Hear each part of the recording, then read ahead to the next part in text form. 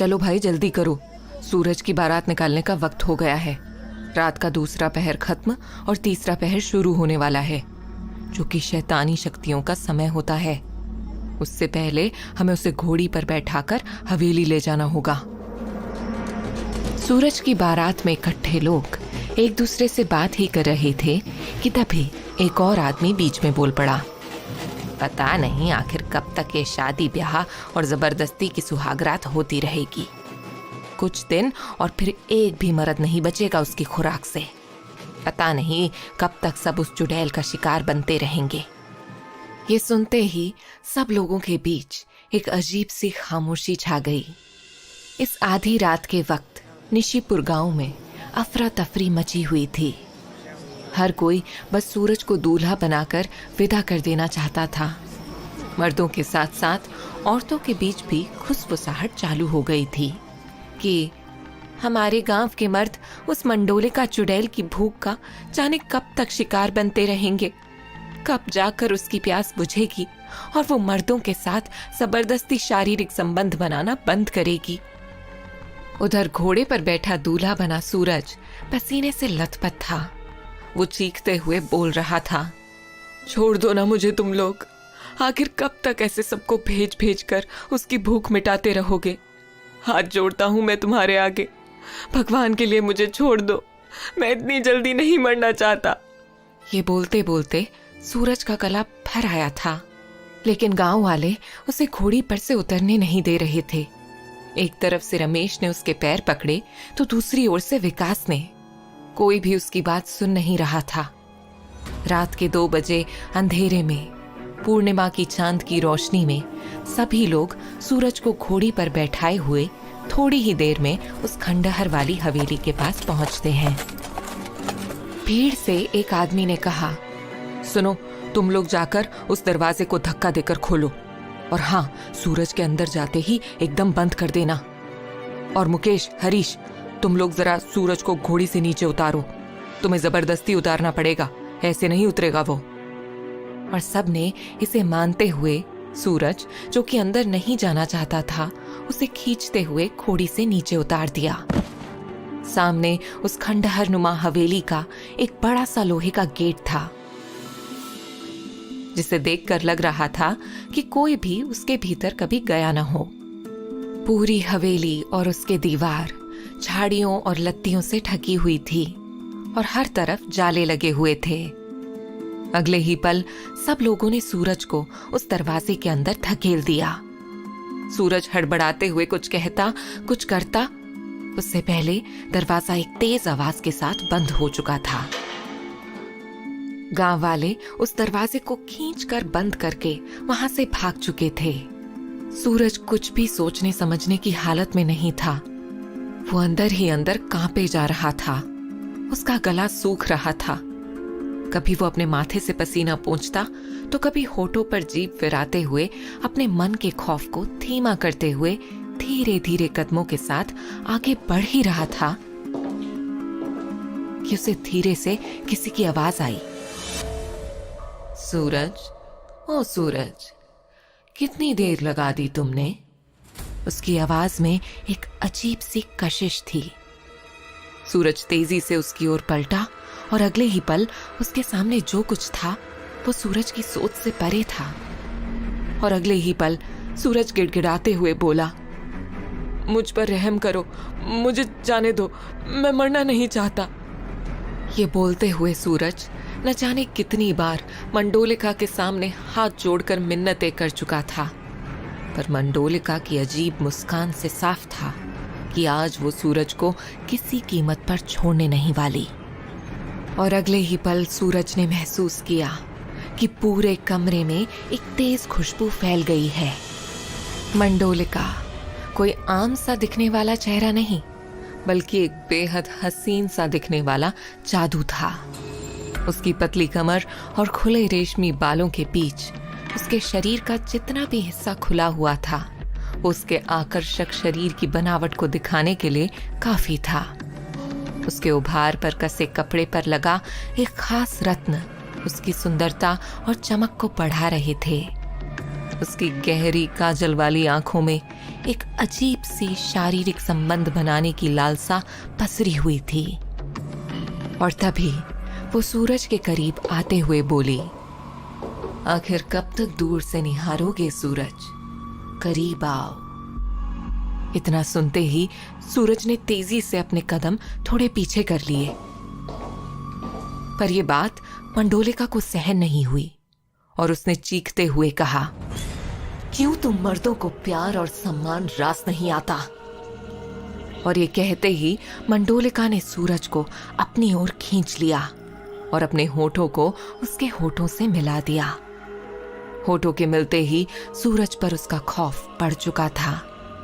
वो इस मंजर को देखना भी नहीं चाहता था, इसलिए उसने अपनी आंखें बंद कर ली। पर मंडोलिका बिना इस बात पर गौर किए कि सूरज बेमन से इस लम्हे में उसके साथ था, वो खुद ही हर पल को अंजाम दिए जा रही थी। और दूसरी ओर सूरज के लिए हर बढ़ता हुआ लम्हा खौफ पैदा कर रहा था। मंडोलिका के सीने से लिपटते ही सूरज का पूरा बदन सिहर गया। इसे देखते ही मंडोलिका जोर जोर से हंसने लगी और अगले ही पल उसने अपने बदन पर पहने सारे कपड़ों को उतार सूरज को अपनी बाहों में भर लिया। सूरज कुछ भी समझने की हालत में नहीं था, लेकिन जिस तरीके से मंडोलिका उसके बदन के साथ खेल रही थी, सूरज का मन न चाहते हुए भी खुद पर काबू नहीं कर पा रहा था। पूर्णिमा की रात थी और चमकते चांद की रोशनी में मंडोलिका का हुस्न हर ओर जादू बिखेर रहा था। उसका अंग अंग दमक रहा था और उसके इसी हुस्न के आगे सूरज अब हार रहा था और धीरे धीरे खुद को मंडोलिका के आगे सौंपने को मजबूर हो चुका था। वो न चाहते हुए भी मंडोलिका में डूब रहा था। मंडोलिका सूरज के पूरे बदन को चूमे जा रही थी और सूरज भी उसके होठों के जादू में खोने लगा था। पर रात के इस तीसरे पहर बीतते बीतते मंडोलिका और सूरज जैसे ही एक दूसरे में खोए, मंडोलिका अचानक ही जोर जोर से चीखने लगी और मंडोलिका के पूरे शरीर में तेज जलन होने लगी। वो कुछ समझ पाती इससे पहले ही उसका खूबसूरत गोरा बदन देखते ही देखते राख सा काला पड़ने लगा। अपने शरीर में बढ़ती जलन को महसूस करते ही मंडोलिका ने अगले ही पल सूरज को अपने ऊपर से धकेल दिया और चिल्लाते हुए पूछने लगी, कौन हो तुम? तुम कोई आम मर्द नहीं हो सकते। आखिर कौन हो तुम? सूरज, जिसे अभी अभी मंडोलिका ने अपने शरीर के ऊपर से धकेला था, वो अगले ही पल एक कुटिल मुस्कान के साथ बोल पड़ा, सच कहा तुमने, आम नहीं खास मर्द हूं मैं। और तुम्हें क्या लगा मैं वाकई में डर रहा था? नहीं, बल्कि मैं तो गांव वालों के सामने भी डरने का नाटक कर रहा था। तुम्हें तो शारीरिक संबंध बनाना है ना, तो आओ आओ मेरे पास। ये कहते ही सूरज ने मंडोलिका को अपनी बाहों में जकड़ लिया और दूसरी ओर मंडोलिका देखते ही देखते एक डरावनी चुड़ैल में बदलने लगती है। सोने सा दमकता हुआ उसका रूप और सुंदर चेहरा राख की तरह बदरंग होने लगा था और इस बीच मंडोलिका बार बार चिल्लाई जा रही थी, मुझे छोड़ दो मुझे। और धीरे धीरे उसकी चीखें अब शांत होने लगी थीं। गांव में जहां एक ओर मंडोलिका पर कहर की रात बीत रही थी, वहीं दूसरी ओर कुछ और लोग भी थे जो कुछ अलग करने के इरादे से गांव में घुसे थे। भाई सुन, ये काम आज रात ही करके निकलते हैं, ज्यादा दिन लगाना ठीक नहीं रहेगा। गांव में घुसते ही देखा ना कैसी बारात निकल रही थी। सचिन ने अपनी भौहों को थोड़ा सिकोड़ते हुए कहा, हाँ कह तो तू ठीक रहा है, पर जरा गांव की एंट्री एग्जिट तो देख ले, सीधे सीधे मंदिर में ही थोड़ी ना घुस जाएंगे। और रही बारात की बात, तो क्या करना है उस अजीब सी बारात से? रोहित ने सचिन को जवाब देते हुए कहा। रोहित और सचिन दोनों बात करते हुए गांव के बीचों बीच से गुजर ही रहे थे कि किसी ने उन्हें आवाज दी, अरे भाई सुनो, कौन हो तुम लोग? पहले तो नहीं देखा तुम लोगों को इस गांव में।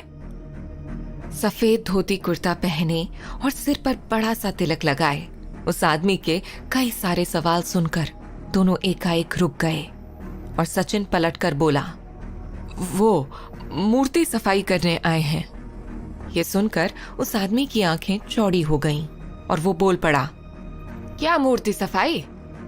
इस पर रोहित ने तुरंत दोनों को बीच में ही रोकते हुए कहा, अरे हम वो पुरातत्व विभाग से आए हैं और प्राचीन महत्व की मूर्तियों के रखरखाव और उन पर रिसर्च की जिम्मेदारी हमारे डिपार्टमेंट की है और हम वही करने आए हैं। ये सचिन मेरे साथ ही काम करता है, थोड़ा मस्खरा है, बिना सोचे समझे कुछ भी बोल जाता है। ये सुनकर उस आदमी ने मुस्कुराते हुए जवाब दिया, ओह अच्छा अच्छा, शहर से आए हैं आप लोग, बहुत अच्छी बात है। मैं इसी गांव में रहता हूं और मंदिर का पुरोहित भी हूं। अच्छा लगा आप लोगों से मिलकर। वैसे इतनी देर रात आप लोग यहाँ क्या कर रहे हैं?